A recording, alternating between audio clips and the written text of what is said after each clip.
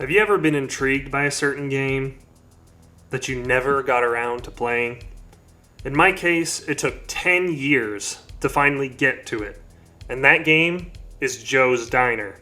You see, back in 2015, I definitely wasn't making any horror content, nor was I buying indie horror games left and right like I do today.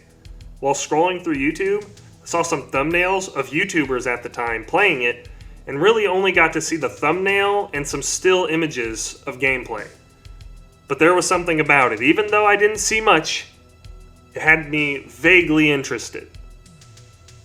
Fast forward 10 years, I'm scrounging for a horror game to make a video about, and while looking through some games, I stumbled across it. Joe's Diner. The title immediately brought me back, and optimistically, I bought it. What's going on, everybody? Andre here, and today we're checking out Joe's Diner. Somewhere along the old Route 7, Ooh. in the middle of nowhere, built on the remains of an old Native American cemetery, is Joe's Diner. He said it. He said the thing. It is likely you would have never have heard of this place in your life, had you not been sent there as a vacation replacement for a month. Clear all the tables and make sure it's quiet during the night shift. That's what the instructions said. I mean, that sounds pretty easy. But there was a little hitch. Something they forgot to mention. The cemetery underneath Joe's Diner was also the final resting place of two great chieftains. In life, Grimfeather and Laughing Bird hated each other and did their utmost to make each other's life a living hell. Even in death, Laughing Bird cannot resist the temptation to rob his former rival of well-deserved peace, and will use any means at his disposal. Night after night, he does everything he can to make as much clamor as possible and drive Grimfeather crazy, which is the very last thing you want to, and will, experience. Once Grimfeather gets angry, he takes it out on anyone nearby. I see. So that is the danger? Is waking up Grimfeather? Uh-huh.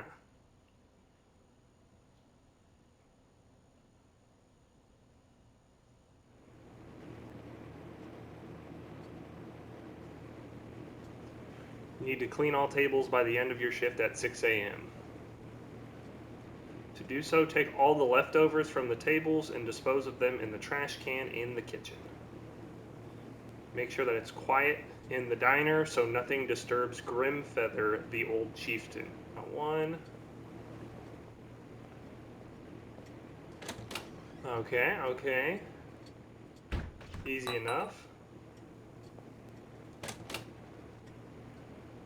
Easy enough.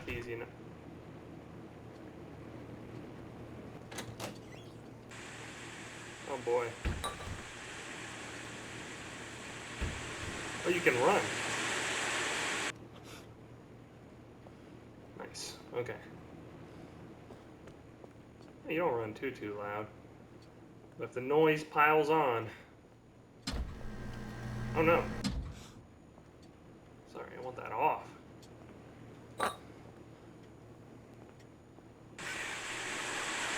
Brother.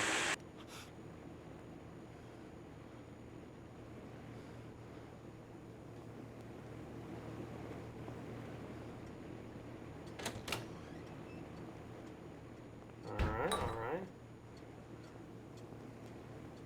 So, is the first night just going to be super easy, or what?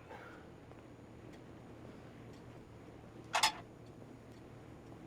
and that's the last one right there. So the only challenge is finding trash?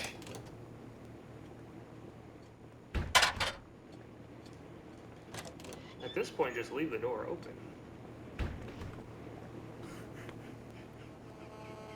What the fuck? Sounded like an old man wheezing.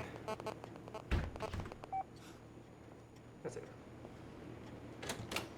Dude, I don't want to keep walking through this door.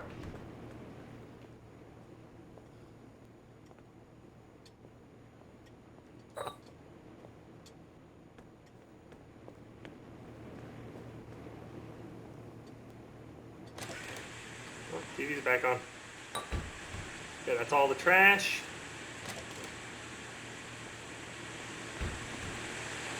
Uh-oh, uh-oh. I was in the red there. But I didn't get killed. Oh, my shift's almost over. And there we go. Night 1 complete. Now, will it get much harder throughout this gameplay? Because, oh, got some easy ones. Because I got in the red, and I did not get killed. Maybe it's like, it's got to stay at the maximum for a bit? Oh. Oh. Where is that? Come on. Whew.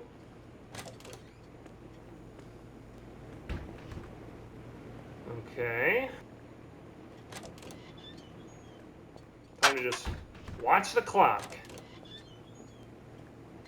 Shit. Come on. Come on. So basically, if this guy starts stacking 2 noises on top of each other, that's when I'm going to be in danger. Maybe they start the jukebox and the vacuum cleaner and a tea kettle, then I gotta oof. Okay.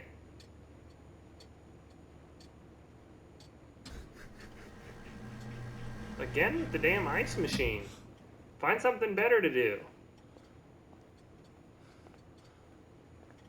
I win! Okay, that was shift 2. It didn't get much more difficult. Oh, right off the bat.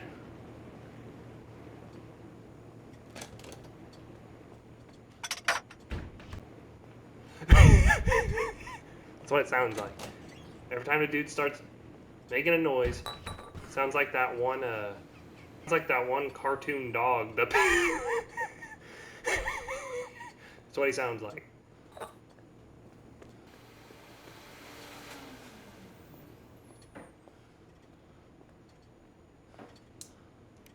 What? Wow. I have a flashlight. That's good to know.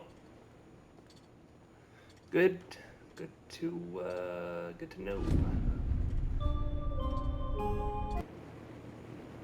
All right, shift 4.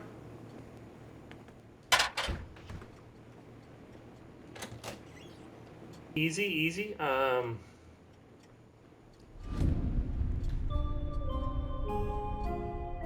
Hey, editing Andre here. If you're wondering why there's so many cuts, yeah, there's just so much of the same in this game. It'd be a full hour of y'all seeing the same thing over and over and over again. Yeah, so that was for your sake. Later.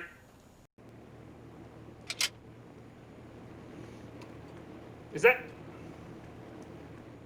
an entire baked dish? That's leftovers? Okay. I'm gonna take this and wrap it up and take it home because I didn't even eat it or touch it. Oh, you're making me some coffee? That's super nice of you, man. Wow, I didn't even think of that. You're a real one. So, is this gonna be the whole game? Find the trash?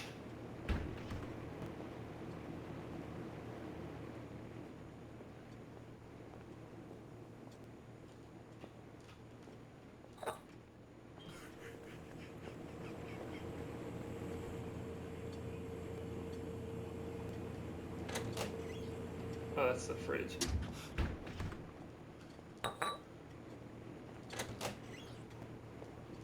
Oh boy, this is the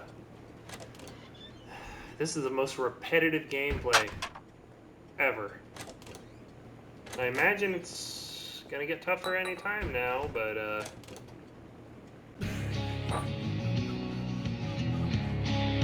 nice.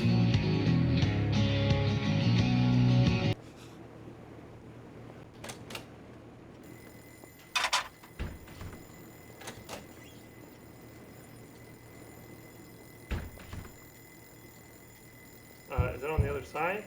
Oh shit. No, no, no.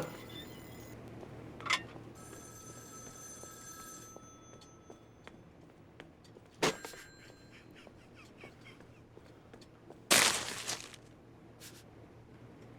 fuck was that? Huh?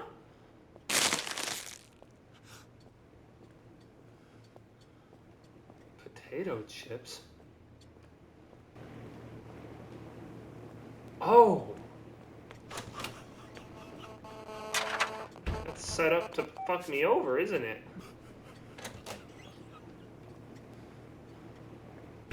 So it is trying to mix it up at least a little bit, but still don't understand why this is called a horror game. Okay. Finish shift 12. Now we're on night 13. Yeah, I'm just wondering if it's ever gonna get scary at all, or it's just gonna keep going at this rate. I feel like this is more of a rage game. I'm getting really tired of the gameplay loop here. Having to walk through here, open this door, to throw it in here, for the door to immediately shut behind me, for me to open it again and do the exact same. It's just getting very repetitive.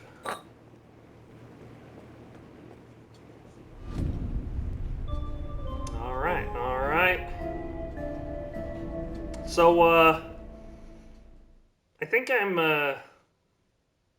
understanding how this game's gonna go. I will say, though, that I'm getting very tired of the gameplay loop.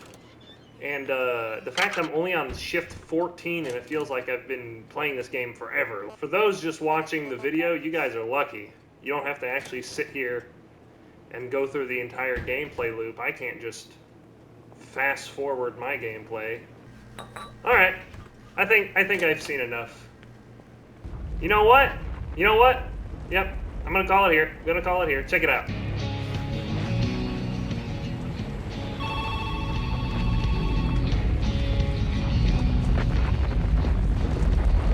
Tell him to come get me.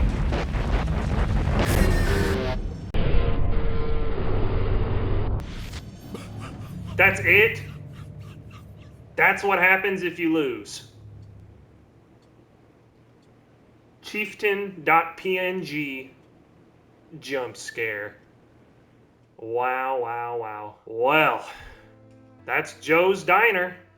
One of these days I might actually follow through and get to night 30. But for the sake of this video, I think I'm just going to call it here, because the gameplay loop is so repetitive. Running back and forth through that same little hallway, it's like, I understand what it's trying to do here, and I'm not saying it's the worst gaming experience in the world. I wouldn't necessarily classify this as a horror game. This is kind of like a, I don't know what to call it, because it's not scary in the slightest, like, at all.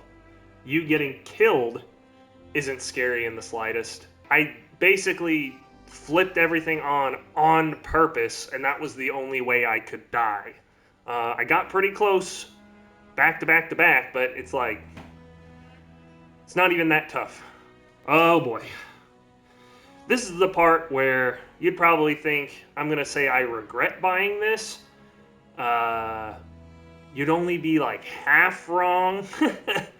Joe's Diner, this is not the worst game ever made, but this is such a niche type of game, and it definitely was not the type of game I expected it was back in 2015. And I will say, I am glad I came and checked it out. That way it wasn't just at the back of my head all the time.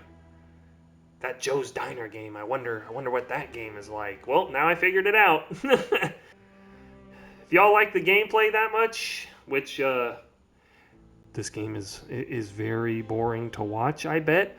I might do a part 2 and make it to night 30, because from the looks of it, you can pick up right where you left off. And I made it to 14. Alrighty, well, for those who stuck around till the end, thanks for watching, and I'll catch you on the next one. See you later. Bye.